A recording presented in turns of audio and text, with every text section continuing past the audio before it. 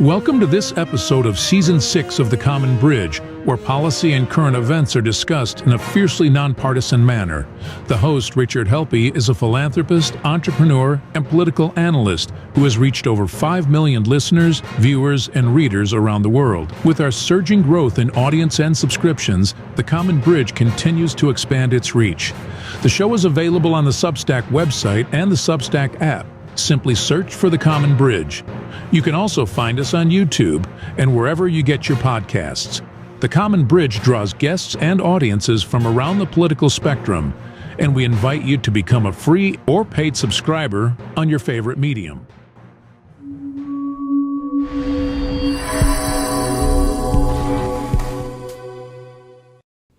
Hello, welcome to The Common Bridge. I'm your host, Rich Helpe, and we're going to continue today by interviewing the candidates for the governor of the great state of Michigan. And today we've got with us Mr. Tom Leonard. Tom, welcome to The Common Bridge. Very happy to have you. Yeah, thank you, Rich. Glad to be here. Now, listen, Michigan is a very important state. If you don't live here, if you're not a voter, this is important. Michigan is on an international border. We do a lot of trade with Canada and throughout the world. We are sitting at the hub of transportation centers. We've got the largest freshwater reserves in the world. There's copper up north, and there's a great future ahead if we play it right. And we've all seen states that haven't played it right. So running for governor today, Tom Leonard. It's tomformichigan.com. He was born in Montrose and near Flint, Michigan. His first legal position, he was a clerk at Genesee County, and he's been working in a number of legislative areas, including mental health, reforming the teacher's pension system, and the first leader to pass constitutional carry. He has been elected as a state representative for Clinton and Gratiot counties, and his third term, he was the unanimous selection for the Speaker of the House. Speaker, welcome to The Common Bridge. I'm happy to be here. Thank you very much. What other parts of your bio might be interesting to the listeners, readers, and viewers of The Common Bridge? Yeah, probably, the big one is in terms of career. I was a prosecutor in Flint for 3 years, and I tell people that was still the greatest job that I ever had. Half my time that I was there, I was a drug prosecutor working with our undercover drug unit, and there were many nights I used to go out on the streets with the officers. I'd watch them perform their duties, and again, it was just a fascinating job. But showing them that I cared enough to be out there with them, I can't tell you how much that meant to law enforcement. But most importantly, I tell people the greatest job that I have is being a dad, a husband and a dad. And that's why, Rich, that's why I'm doing this. You look at the state of this state right now. The only state that Michigan beat for population growth the first 2 decades of the century was West Virginia. We are 49 out of 50 for unemployment. We are bottom 10 for income growth. And the statistics just go on. And my biggest fear, like many, is that 10 to 15 years from now, because I know that's going to come in a blink of an eye, my little girl or my little boy, they're going to come to me and they're going to say, Dad, I'd love to stay here in Michigan with you and Mom, but unfortunately, I have to leave for better opportunity. I don't want that to happen. That's why I'm doing this.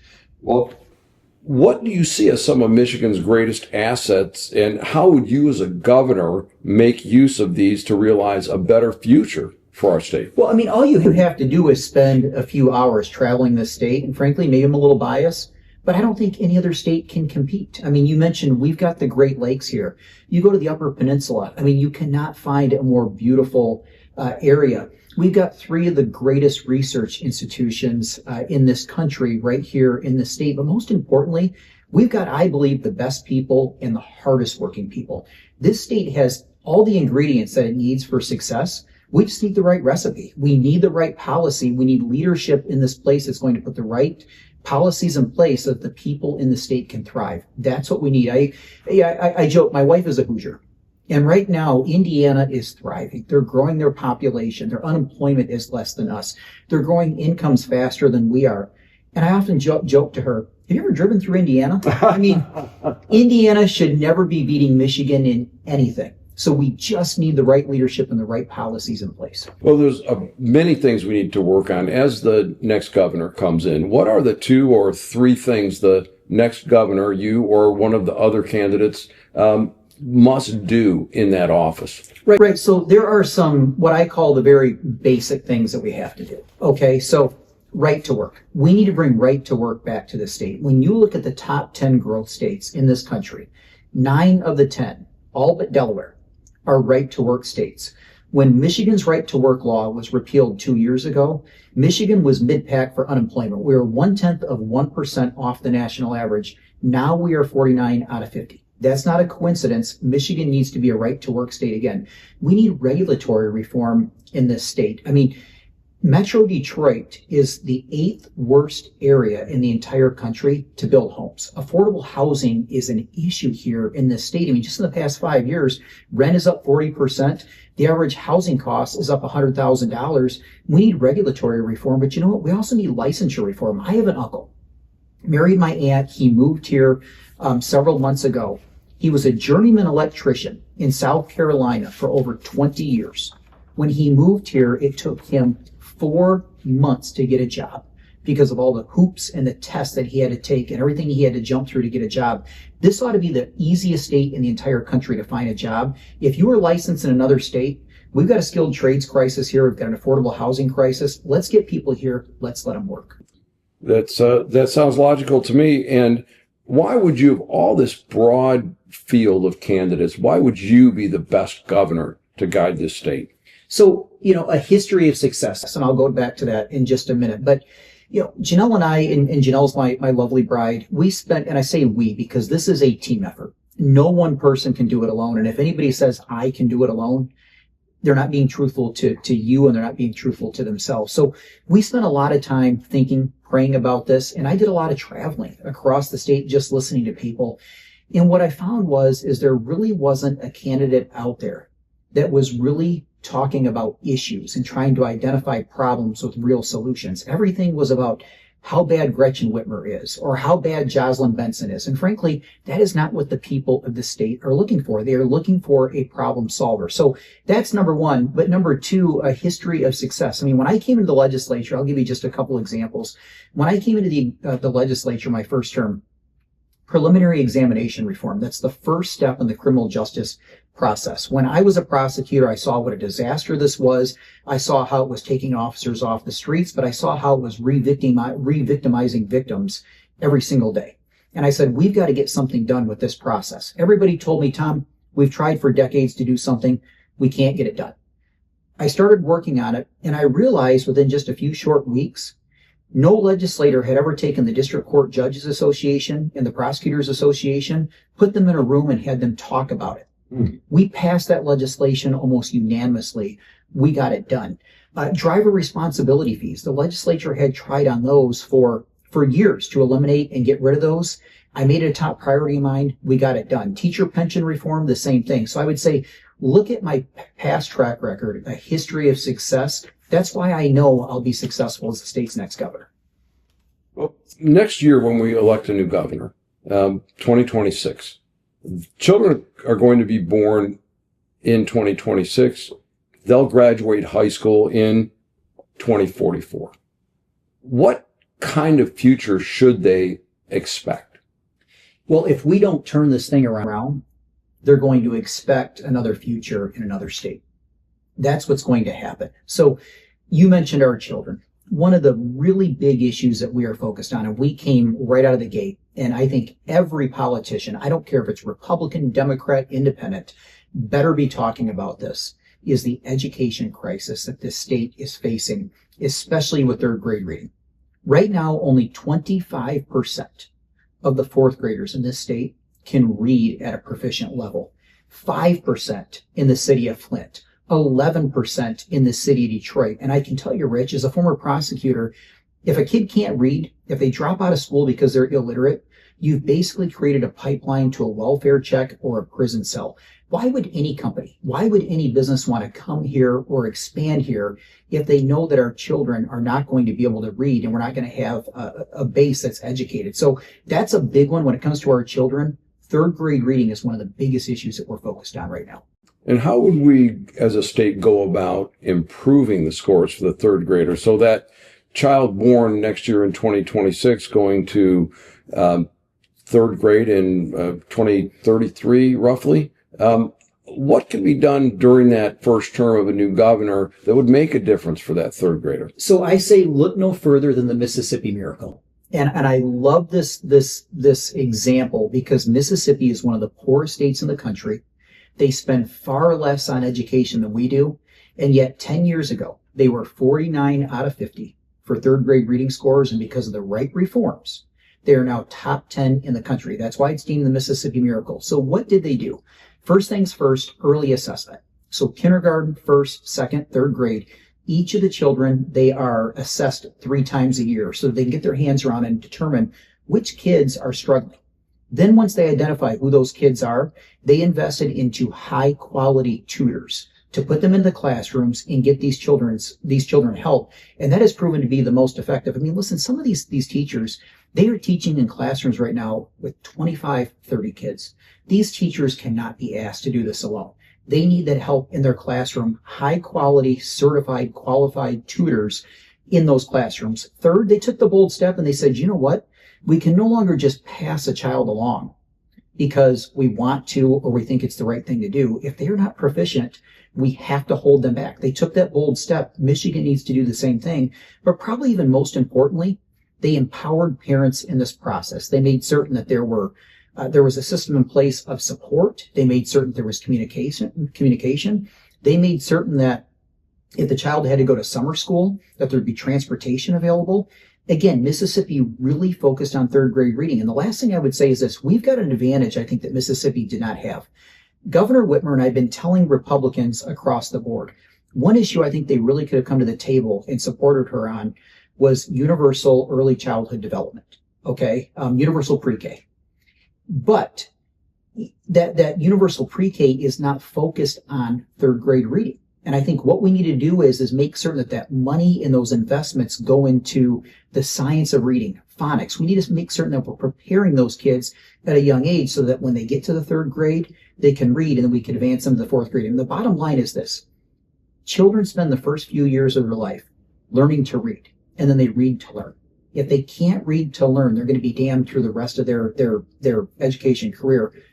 Third grade reading, I believe, is the foundation. It's what we got to focus on. Well, I'd sure like to see that come about. And many of the candidates have talked about education as being part of our declining population, and that we should have priorities in place to make us a growth state again. So we've got birth rates falling, out migration of college educated, which is surprising to me given everything here. Retirees going to the Sun Belt, we're going to get a little bit of that. And then immigrant populations that maybe we're not seeking. Besides education, what should we be thinking about in terms of population growth? Yeah, I mean, well, we've hit a few of them. I mean, I'm a firm believer that, in addition to education, empowering workers. And we've discussed a couple of them. Right to work. I mean, right to work, in my opinion, is it's a reform that empowers workers. It forces unions to be responsive to the workers that they're supposed to be representing. This regulatory reform that I already mentioned, but also, the licensure reform. I don't know why we don't become a universal reciprocity state. There's only a few that do that. We would have such an advantage if we would do that. But also in our education system, we need much more flexibility. I mean, you look at our merit curriculum right now. Okay. I think one error that we have made as a state is we've essentially told every kid, unless you go to a university, you can't be successful. Listen, that's hogwash. I mean, I've met with skilled trade shops. I've met with people in the skilled trades that are saying, listen, 22, 23-year-old kids can come out. They can make $70,000, $80,000 a year and have no college debt. And these are good, clean jobs. If a child is a junior or a senior in high school, why force them to take another math class or why force them to take another foreign language course? Let's create more flexibility. Let's let them go into the trades if that's what they choose to do. Well, look, I'd sure like to be able to get a plumber, an electrician, carpenter when they're needed. But one of the things when I think about that type of trade school education, which I'm very much in favor of, okay? Grew up in a blue collar place. We used to have great middle class standards of living for doing those skilled jobs. And as boomer retirees, we're going to need more of that. All right. Because we can't do our stuff safely anymore. All right. We've got to be a little more careful, but, I've started looking into what some of the classifications are for government service.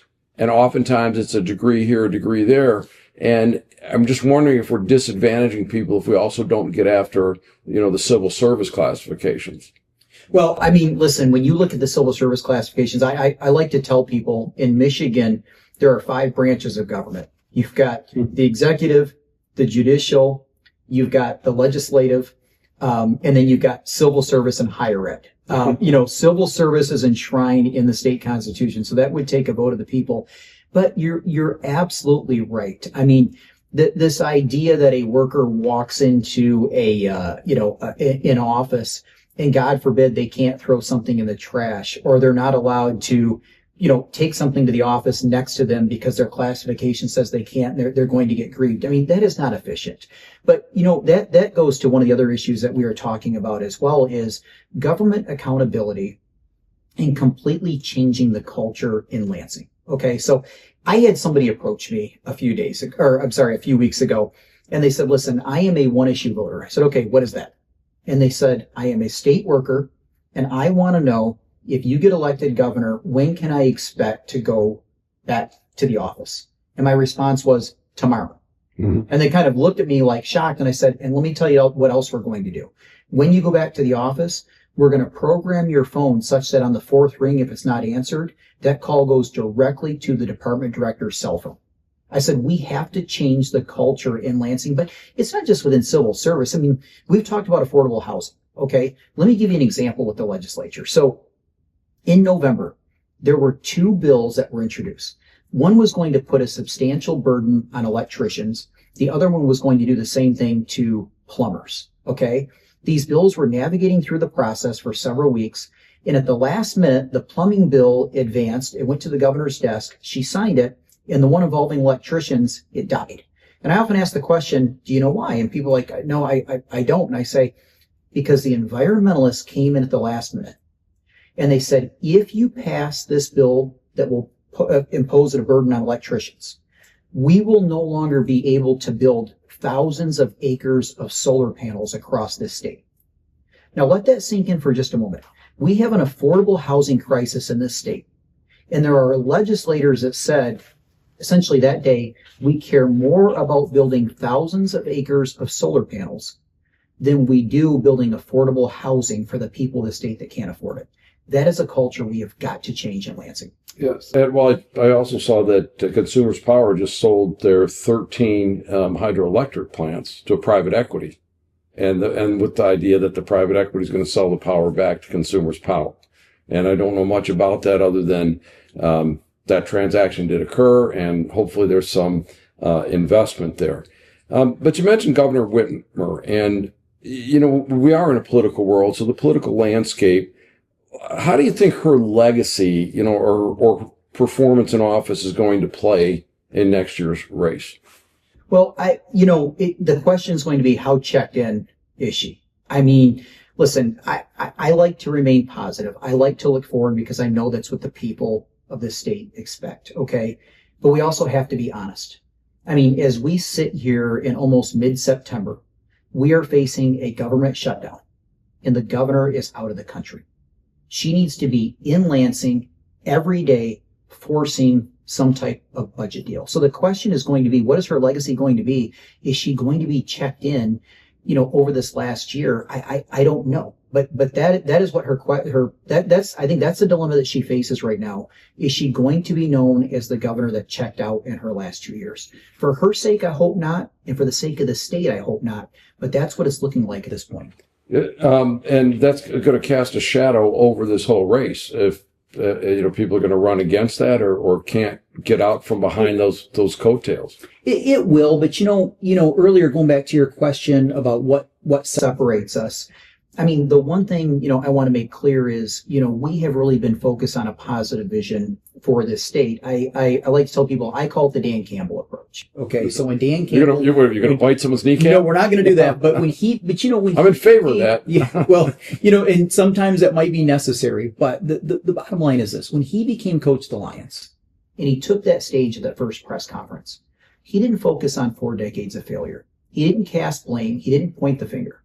He just said, we've got a problem here. And with a lot of grit, a lot of determination, and a positive vision in working together, we're going to turn this thing around. We can do the same thing with that same message here in the state. It's just simply going to take the right leadership. And that's what we're doing. We're taking the Dan Campbell approach every single day. We're focused on issues. I tell my fellow Republicans, sometimes I go and I speak at events where it's only Republicans and they want you to throw them the red meat. They want you to just simply talk about Gretchen Whitmer, or they want you to talk about Jocelyn Benson. And what I tell them is this. I say, here's some tough talk. I said, if we learned anything from November, when a party is void of ideas, when a party is void of a vision, and all they are focused on is hatred of one person, they lose. The same thing will happen to Republicans if our only focus is Gretchen Whitmer or Jocelyn Benson. We've got to be focused on solving problems with a positive solution. That's what we're going to do over the next several months. And I think that's really interesting because we do have President Trump. It will be a midterm election. How does President Trump's policies, his popularity, his polarization play into that 2026 run for governor? So I think as long as this president continues to deliver on the promises that he made on the campaign trail, I believe we will be just fine. So I just saw a ratings poll come out this morning, and I believe he was at 46 or 47% approval. That would be in the state of Michigan. Okay. In 18, when Republicans had a very, very tough environment, he was floating between high 30s and low 40s. Okay. If he's at 46, 47, or he's close to 50, we can have a very good, solid year. But what he has to do is he's got to be focused on delivering on those campaign promises. At this point, he's done it on immigration. Okay. We will see if tariffs bring manufacturing back. I believe he can be successful, but I also think the question is going to be if manufacturing comes back to the United States. The bigger question is for us here in Michigan, will they choose Michigan, or are they going to choose Kentucky or Tennessee? Or as I said earlier, are they going to choose Indiana? But I think this president, I mean, certainly he is the biggest personality in the entire country. We all know that for either party. Okay. And he's going to loom large, but he ultimately, I believe he's going to be a net asset for Republicans. And we are going to need him in the state next October, next November, making certain that his low propensity voters are turning out for us again next November. Well, it's going to be a senatorial race as well. Absolutely. Gary Peters is retiring. He's been there as, quietly more than anything. And how do you think the impacts of that senatorial race going on in the state at the same time we've got midterms and the governor? Well, I mean, I can tell you first and foremost, it's going to drive up costs for everything. I mean, I can't even fathom how expensive TV ads are going to be next year in the state when you've got a gubernatorial race where you're probably going to have $100 million spent.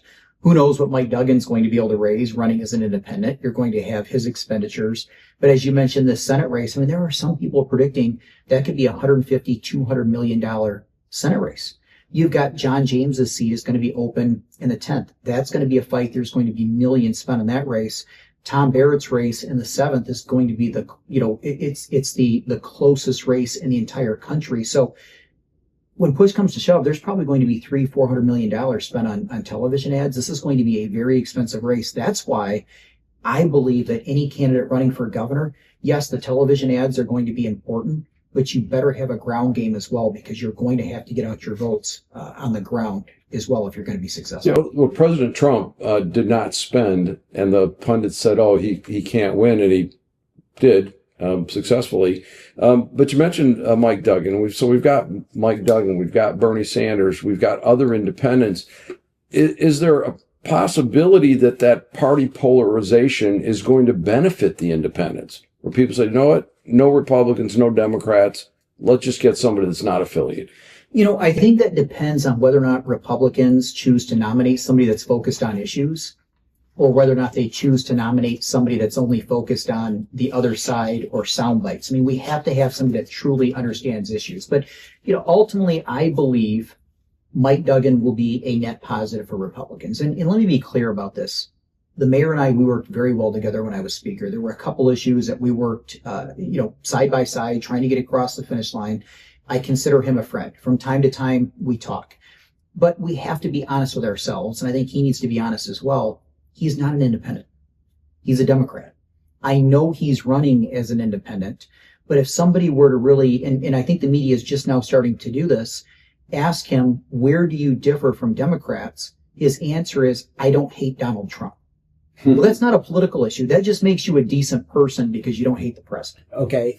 So I think odd that it's a differentiator. Yeah. So I think, it's odd that everybody understands what that means. But I think ultimately, when voters really start to hone in on this race and they really start to get educated about the issues and they see, my goodness, we've got one Republican running against essentially two Democrats, I think that is going to benefit the Republican. But again, it's got to be a Republican that's out there talking about issues. If not, then you're going to see Jocelyn Benson become the next governor of the state.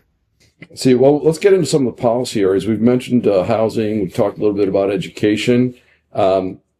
What about taxation? There's been proposals from in the current administration. Let's raise the income tax. Let's make it other than one rate.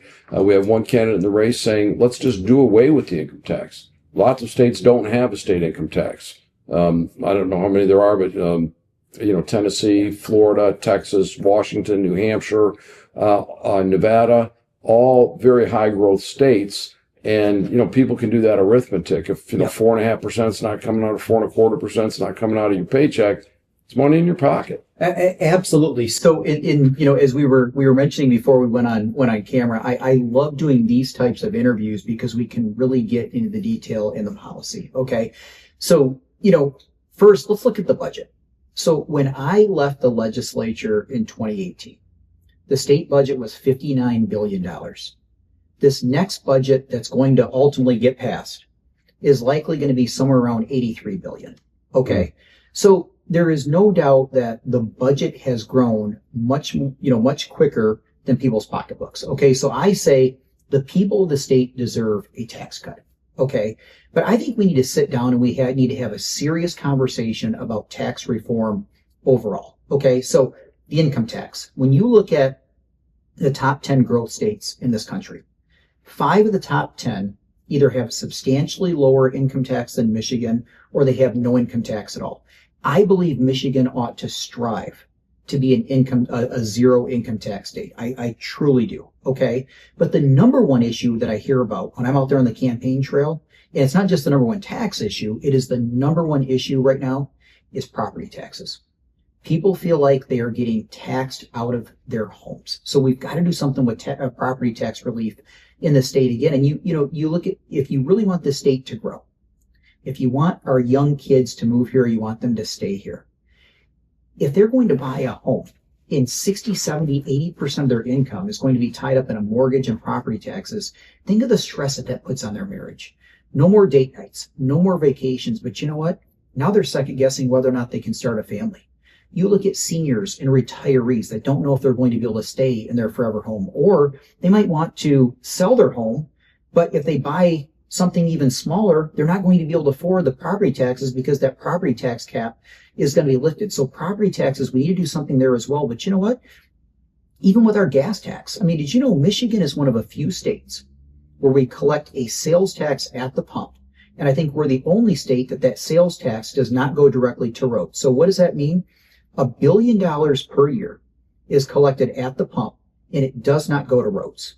Okay. We've got to do something about that as well, Rich. Every cent collected at the pump ought to go into roads. So again, going back to your original question, I think we need tax reform overall. Certainly the citizens of the state need a tax cut, but I think we need comprehensive tax reform overall to make us more competitive. Yeah, look, I agree. People want to get value for their money. And, we're sitting here in Ann Arbor, which has very high taxes. And the city of Ann Arbor, though, they deliver some pretty good services, right? The first responders are well-trained and well-equipped. Parks are clean. And they move the snow and that type of thing. And it's expensive, but you can see what you get for it. It doesn't go into the vortex in Lansing. So, as we talk about affordability, healthcare and health insurance, and the Medicaid reforms coming through, how do we make Michigan more affordable, and in particular, healthcare and health insurance? Yeah, so I mean, I think there are several things that we can do on the healthcare front. Okay. So Michigan really needs to expand and use, in my opinion, telehealth. Okay. Especially telemental health. Okay. I mean, this is the world, this is the age that we live in. Okay. So I'll give you an example.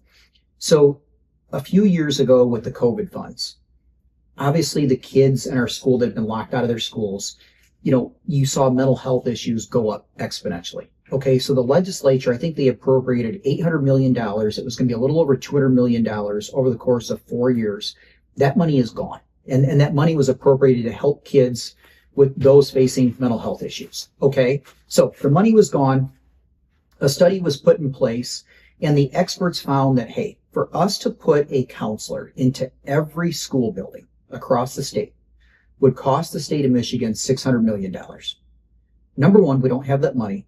But number two, if we did have that money, we don't have enough counselors across the state to even have to put in each building. So what do you look at? And I started looking at this, and I started talking to some companies that offer telemental health. So basically, the kid can sign up, they can go online, there's an app, and they can basically get the services that they need from somebody, talking to them on the internet or talking to them through an app on their phone. What would you think? So to put a counselor in every room or every school building, $600 million, what would you think that these companies could provide telemental health services to every single teenager across the state for? 35 million. $6 million. Oh my. 1% of the cost. And you see those savings in telehealth as well. And that would really help, number one, in rural areas where they can't get to, you can't get to, certain health experts, or it's tough to get to, a hospital or a clinic. But also that really helps our elderly or those with disabilities who really can't jump, get in the car and get to where they need to go. So we really need to expand telehealth. Certificate of need. That is a big issue. And I didn't realize what a big issue it was until I started working with a company that wanted to bring a revolutionary cancer treatment here to the state. And unfortunately, they were not able to utilize the equipment that they had purchased, which cost them $16 million because of the certificate of need laws. Now, thankfully, we were able to get some reform done that allowed them to bring that revolutionary cancer treatment here. But why is it that we should have all these burdens? We really need to do something with our certificate of need laws as well. But also, I mean, I know there are a lot of experts out there that are into value-based care. So basically what that says is, hey, we're going to pay doctors more money for outcomes. If they have better outcomes, we're going to pay them. And frankly, if they don't, we're not going to. Value-based care, I believe, is a big one. But healthcare is going to be a big issue moving forward. I mean, this state is going to experience a primary care physician shortage. 800 primary care physicians short within the next 10 years. Already, 1/3 of the counties across this state are what they deem maternity deserts, which means they don't even have an OBGYN available to deliver babies. I mean, healthcare is a big issue facing the state, and that's something we're going to have to focus on as well. Yeah, and there's a proposals I know to let health practitioner work at the top of their license so that they can do more. And telehealth, as long as people can have a private area to get the services and have the connectivity and a device, it makes a lot more sense. And, even if for a working person, you don't have to take time off from work. And, prior to Medicare, in my private insurance, telehealth handled a lot of the primary care. It was very efficient. Yep. So, hey, we're going to be on in 30 seconds, and didn't have to stop anything. And they also too, and let me make this clear about the teenagers or those in school, because I had this question comes up often with telemental health services is, well, there'd have to be parental consent, right? The answer to that is yes. We're certainly not promoting anything that would allow, a child to sign up and start receiving counseling or some type of health care without parental consent. If they're not an adult, the parent would have to be part of that process. Indeed. Well, we've talked a little bit about right to work. We've talked about some of the education and foundational. We're in this era right now where DEI seems to be fading. Yet affirmative action has lifted people from minorities, giving them an opportunity to participate in the economy. What would be ahead for the state of Michigan on those very sensitive social political issues? Well, I mean, frankly, affirmative action, the citizens they enshrined into the Constitution, I believe it was back in 2006, and said discrimination is wrong. We don't care what your color is. We don't care what your gender is. Discrimination is wrong, period. And I am a strong opponent of, affirmative action. I actually, we're here in Ann Arbor. I was a student at the University of Michigan at the height of the affirmative action fight. And I tell you, there's two major reasons why I'm opposed to the use of affirmative action. Number one, obviously, I think people ought to be, decisions ought to be made based on merit, not on the color of somebody's skin. But also, I don't think, and I had this, if you want to say, very spirited conversation with a graduate student instructor of mine. I said, the number one reason why I oppose affirmative action, I do not believe it's fair to people of color. And I remember meeting this man, and I think he had gotten his undergraduate degree from Harvard. He was one of the smartest people I'd ever met. This guy was more than qualified to be here studying and getting his PhD from the University of Michigan. But the problem is, because of the color of his skin, for the rest of his life, people are going to look at him when he applies to a job and say, oh, he made it into Harvard and he made it into the University of Michigan because of the color of his skin. That is wrong. 100%. Nobody should ever have that type of asterisk on their name because of the color of their skin. So I am a strong, again, opponent of the use of affirmative action. Number one, because people ought to be judged based on their merit. But number two, nobody, because of the color of their skin, ought to be judged moving forward and have people think that they got into a university because of affirmative action. So I understand where you're saying the education, lift everybody up, give them the opportunity. Now we have a lot of environmental things, like in the cities. We have some beautiful cities. Detroit is on a really nice track right now. Things aren't perfect, but how do we handle the city issues that we see? We've got National Guard moving into cities across the country. We have unsafe streets. More incidents of industrial pollutants. When you think about the cities in our state, anything in particular about them that you'd be interested in as a governor? Well, let me give you a specific example. And this is an issue I cannot believe over the last 5 or 6 years we have dropped the ball on. Okay, so environmental issues come up quite often. Okay, and I'm a firm believer, hey, let's fix the problems. Let's fix the issues that we can really fix. Okay, prime example, the Rouge River here in southeast Michigan. Okay. It flows through Dearborn. It flows through Detroit. Okay. And for nearly 60 years, there has been a problem of industrial pollutants in that river. And in fact, they have even told the citizens of Dearborn and the city of Detroit, if you catch a fish out of that river, do not eat it because it's going to be contaminated. Okay.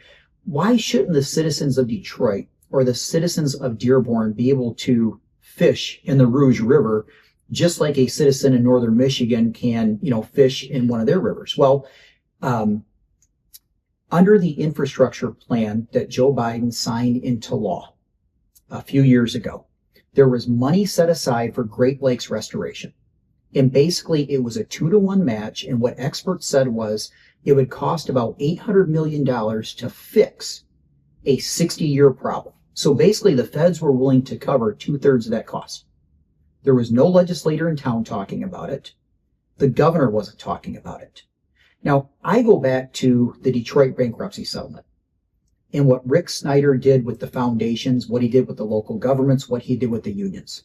Could you imagine if we'd have had a governor in place that would have gone to the mayor of Detroit, the mayor of Dearborn, and gone to the head of all these foundations and said, listen, we've got a problem and we've got one opportunity to fix it. The federal funds are set there. We need to come up with between $200 and $300 million. Mr. So-and-so from Foundation X, would you be willing to put money into a pot and help us do this? I will guarantee you that they would, to ensure that people in Detroit and people in Dearborn could utilize that river. It never happened. So these are the types of issues that I'm looking forward to going in there and fixing, the issues that have been on our plate for 60 years that nobody's talking about. Well, look, as a kid that crossed the Rouge River many times on a log and actually fell in a few times, not a pleasant experience, I would have been real behind that because it was always considered dangerous and polluted. And it does need to be cleaned up. And I know there's some efforts going on in certain communities, but not enough. But that's a great example of an asset that we have here And I've never heard anybody pose the question, yeah, why is it we can fish in Manistee, but we can't fish in Westland? Right. That doesn't make sense. And frankly, if we care about civil rights and social justice, to ask the question very pointedly, why isn't it that people of color in Southeast Michigan can't utilize their fresh water the same way people in Northern Michigan can? They should be able to. And again, that was a complete, in my opinion, missed opportunity. That is something that we should have jumped on. Those are the types of issues that the next governor of the state needs to start focusing on, fixing the issues that we can resolve, but it's going to take political will and actually putting our heads together to get it done and working together.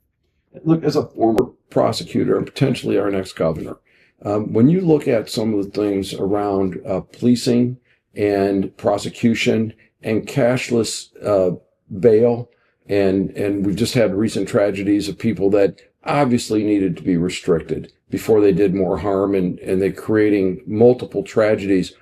What could the governor do? Is the government empowered at all to do anything in terms of some of these policies? Well, absolutely, and I'll come to that in just a moment. Let me take a step back for just a moment. I mean, you look at my track record when I was Speaker of the House. Okay, when I came in, so I was a prosecutor. I was tough on crime. I'm still tough on crime, but you also have to be smart.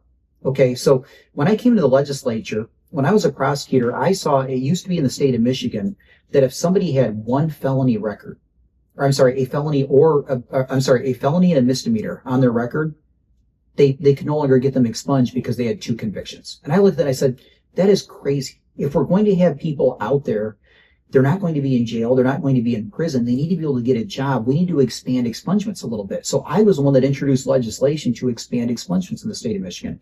I mentioned driver responsibility fees. We had a situation where, because of driver responsibility fees, 350,000 people in this state, most of them the working poor, could not lawfully obtain a driver's license. 75,000 of them in the city of Detroit. I fought like crazy and made certain that we not only got rid of those fees, but we granted those 350,000 people amnesty and gave them their driver's licenses back immediately.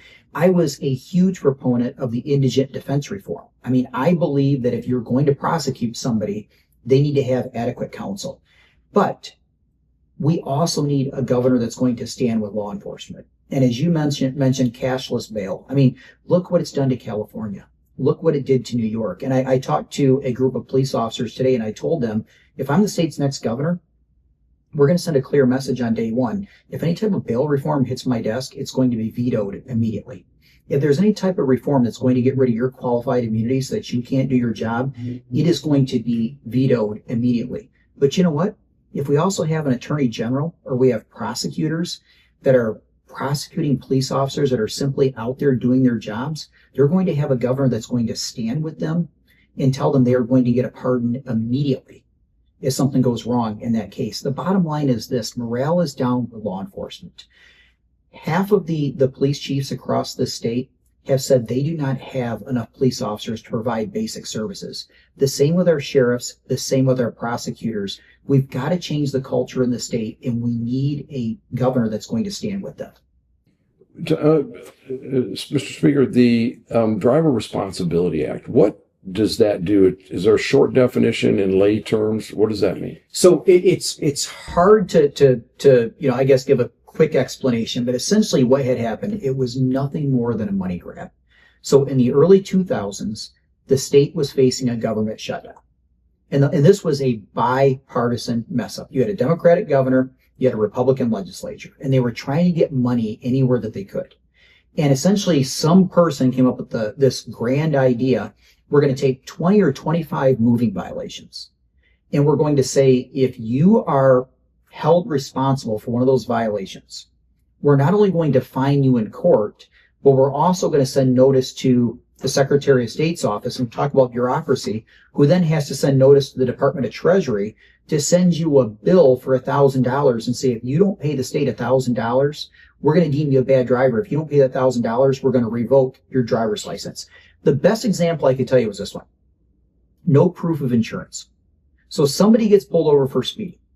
Police officer walks up, The vehicle's insured, but hey, they've got a glove box with a bunch of papers and they say, where's your insurance? And they can't provide proof. They're nervous, what have you. And the police officer writes them up for no proof of insurance. Okay.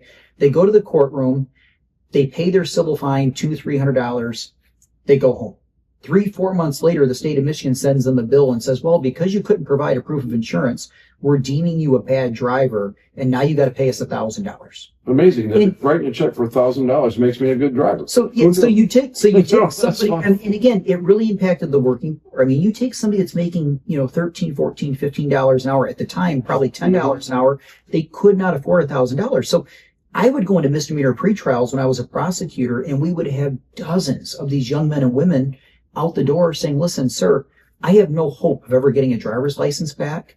Please just hold me responsible for the next one and let me go on my way. I'm just going to drive without a driver's license. I thought that was wrong. And, Governor Snyder and I, we kind of had to go to battle on this one because, he was a huge proponent of the skilled trades and bringing jobs to Michigan. And I was with him. But I said, Governor, if we are going to bring more skilled trades here, we've got to make certain these people can legally drive there.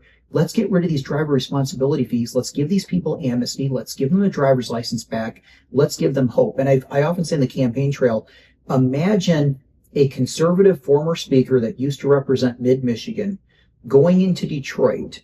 There were 75,000 drivers that did not have a driver's license. Imagine going and campaigning in Detroit saying, hey, I was the one that fought to give you your driver's license back. It would be a powerful message, and there's a lot of people running from Wayne County. So absolutely, you've got to go there. Mr. Speaker, this has been a very fascinating conversation, and we could probably talk here for another several hours. There's a lot going on in the state. Is there anything that we didn't talk about that we should discuss? Yeah, so, I've talked about the positive vision and the positive message. I've talked about, my time as a prosecutor, and I often tell this story so people know about me. They understand how I view the world and how I'm going to conduct myself on this campaign. I'm often asked the question when people hear that I was a prosecutor, hey, what was the biggest case you ever worked on and how many years did that person go to prison for? And I tell them we had several of those. But the biggest and the proudest case that I ever worked on wasn't a case where we put somebody in prison. It was one where we kept a young man out. And I showed up to this court hearing one day, and this young man, he was 17 years old. He'd been charged as an adult with 3 10-year felonies, assault with intent to do great bodily harm less than murder. He shot these 3 young men at a bus stop in the north end of Flint. I showed up to this court hearing, and his defense attorney said, Tom, he said, do me a favor. I want you to go back into the holding cell, and I want you to spend some time with this young man. Come back and let me know what you think. I sat there for over an hour. This young man, orange jumpsuit, just sobbing. He said, sir, he said, I don't know what to do. He said, everything in that police report is 100% accurate. But what's not in there is this. What I did that day was in self-defense. These 3 men attacked me. I thought they were going to kill me, and I shot them. And it's 3 people's word on one. I'm going to go to prison for 10 years. My life is going to be ruined, and I don't know what to do. And for some reason, there was just something in my heart that day. I believed this young man. We went out. We got an adjournment. My officer in charge wasn't happy about it because he was overworked, but I told him, I said, Rod, go to that bus stop, and I need you to determine whether or not there was surveillance that day. About 4 hours later, he came back holding this DVD. We popped it in, and everything that young man said was 100% accurate, and it was in self-defense. Within an hour, we got him out of jail. We had the other 3 arrested for falsifying a police report. I tell that story because of this. As I travel the state, there are a lot of people that are much like that young man. They feel like their government is coming down upon them. They feel like no matter how big their pay raise is, it can't keep up with their bills. They don't feel like their kids are being educated. And they just want somebody to take the time to listen to them and then identify the problem and go out there with real solutions, working together as a team to get the job done. That's what we did that day for that young man, and that's exactly what I'm going to do as the state's next governor. Great. Any final closing thought for the voters of Michigan and the listeners and the readers and the viewers of the Common Bridge? I love that story. That's justice done. I would love for them to go to our website, tomformichigan.com, and it's FOR, not the number 4. So tomformichigan.com. Take a look. Look at our issues page. We really put meat on the bone. This campaign is about solving problems. They're not going to go to our website and just see a bunch of talking points. They're going to see real solutions to the problems that Michigan faces that's what we're going to do over the next several months. We've been talking today with Tom Leonard. He is a candidate for the Republican nomination for the office of governor in this great state of Michigan. The primary comes next year, as does the general election. Michigan, again, a very important state for the nation, very important state for international relationships. And with our guest, Tom Leonard, this is your host, Rich Helpy, signing off on The Common Bridge. Thanks for joining us on The Common Bridge. Subscribe to The Common Bridge on Substack.com or use their Substack app, where you can find more interviews, columns, videos, and nonpartisan discussions of the day. Just search for The Common Bridge. You can also find The Common Bridge on Mission Control Radio on your Radio Garden app.